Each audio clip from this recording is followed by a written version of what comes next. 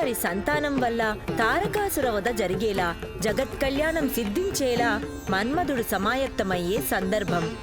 దానికి ముందు మన్మధుడు తన సతీ రతీదేవితో కూడి జరిపే సంభాషణ ఇది. ఒక పరి సంభాషణలతో సహా మీ నటనలో వీక్షిద్దాం. అటులనే.